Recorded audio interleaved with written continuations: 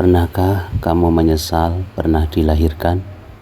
Pernahkah kamu marah pada Tuhan yang telah menciptakan kamu seindah ini? Pernahkah kau berpikir bahwa takdir itu sungguh tidak adil? Aku pernah dan sering menyalahkan Tuhan karena dilahirkan sebagai pelangi-pelangi alangkah indahmu. Bertahun-tahun aku mencoba memahami kehendak Tuhan ini sebelum akhirnya aku mulai berdamai dengan diriku sendiri, bahwa tidak ada yang salah dengan diriku.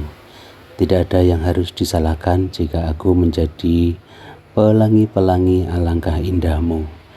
Tentu saja proses berdamai dengan diri sendiri itu tidak mudah dan perlu waktu lama. Namaku Robi, umurku 30 tahun sekarang, masih sendiri di mata orang-orang, namun secara diam-diam sebenarnya aku sedang menjalin hubungan dengan Om Win. Om Win sendiri sudah memiliki anak dan istri. Kukira setelah memiliki anak dan istri, seorang pelangi alangkah indahmu akan berhenti mencari burung perkutut di luar. Tapi ternyata menurut pengakuan Om Win sendiri, ia tak sanggup menghilangkan keinginan itu. Maka begitulah yang terjadi. Takdir mempertemukan aku dengan Om Win untuk saling melepaskan hasrat, untuk berbagi kisah yang hanya kita yang tahu. Bahkan untuk hal-hal seperti ini, Om Win tak pernah memberitahu istrinya. Ada hal-hal yang memang akan lebih baik dirahasiakan demi untuk kebaikan. Sebelum Om Win, ada beberapa pria yang mampir sebentar di kehidupanku. Salah satu yang akan aku ceritakan di sini adalah Topan, seorang pangkas rambut yang gantengnya seperti Amir Khan, brewokan lagi. Tubuhnya tinggi dan tegap. Topan lebih tua dariku, mungkin berumur 40 tahun. Bertemu tak sengaja di supermarket, sedang antri di depan kasir. Dia persis di belakangku. Ketika selesai membayar, aku berbalik dan menabrak dia. Maka belanjaan yang lumayan banyak di tangannya jatuh berserakan di lantai. Seperti film India kan? Dia jongkok, aku jongkok, ikut memunguti barangnya sambil minta maaf. Dia tidak marah, hanya tersenyum sambil memandangku. Sebelum keluar dari supermarket, sekali lagi aku minta maaf dan dia tersenyum lagi. Tapi senyumnya itu tidak begitu saja terhapus dari ingatanku. Berhari-hari kemudian aku melihat senyum itu lagi. Kali ini di masjid, sehabis jamaah Isya, aku buru-buru keluar dan menuju tempat di mana tadi aku meninggalkan sandalku.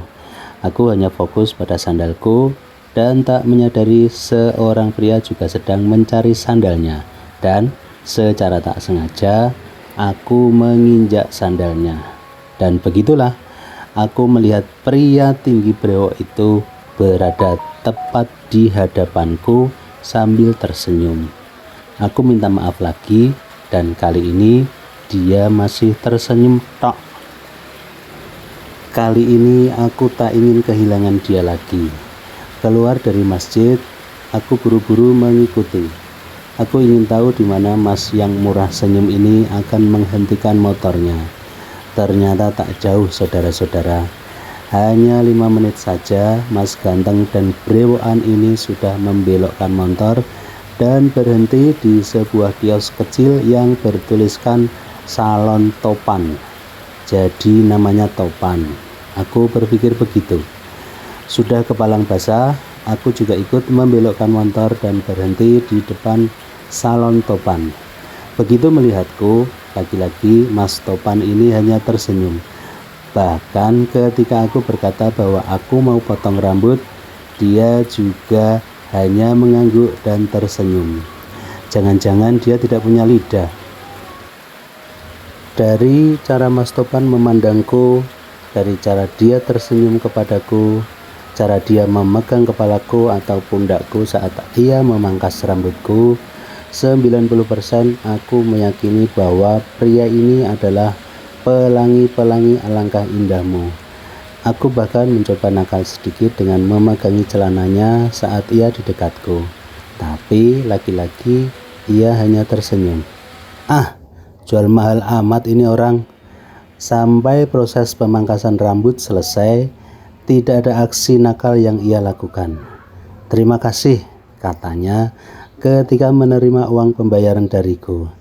Itu kalimat pertama yang aku dengar dari mulutnya, dan setelah itu tidak ada yang lain. Seminggu berlalu, 2 minggu berlalu, aku hampir melupakan si salon topan ini. Namun tiba-tiba ketemu lagi.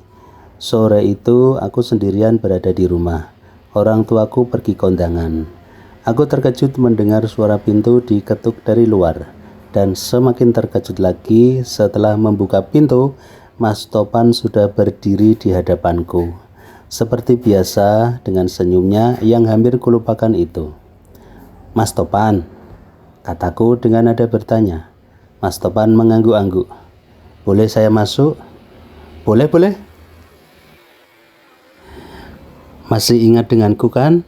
Tiba-tiba Mas Brewok ganteng ini banyak bicara. Masih Thomas, jawabku. Ingat apanya? Ia kembali bertanya. Semuanya Mas, senyumnya, brewoknya, salonnya, jawabku. Mas Topan mengenakan pakaian sederhana tapi rapi. Kaos oblong warna putih dipadu dengan celana jeans, nampak matang. Seumpama aku anjing, mungkin saat itu aku sudah mengkibas-kibaskan ekor, tanda kepingin.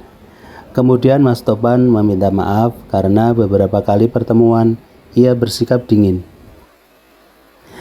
Saat itu ternyata Mas Topan sedang ada masalah dengan istrinya.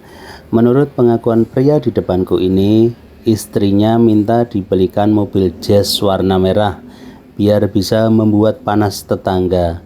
Sampai akhirnya janji yang diucapkan Mas Topan tak terbukti. Mobil yang dijanjikan itu nggak pernah datang. Akhirnya istrinya minta berpisah. Sekarang kata Mas Topan lagi, istrinya sudah bersama seorang pengusaha kayu yang kaya raya, Pak Sri namanya. Sekarang permintaan istrinya yang dulu itu sudah dipenuhi pria lain. Aku hanya mengangguk-angguk mendengar cerita Mas Topan, sambil tersenyum tentunya. Karena 100% aku nggak percaya dengan cerita itu. Yang masuk di akalku adalah Mas Topan ini tak mampu melakukan tugasnya sebagai suami. Karena dia adalah pelangi alangkah indahmu. Sekarang dia berada di depanku. Karena mungkin sedang kesepian, butuh teman untuk diajak bicara. Oke lah, nggak apa-apa Mas Topan. Aku kau jadikan pelampiasan, nggak apa-apa. Rela aku. Nanti kalau aku sudah merasakan singkong bakarnya, aku akan menjauh. Begitulah rencanaku. Sore itu tanpa basa dan basi lagi, Mas Topan langsung aku bawa ke dalam ruangan pribadiku.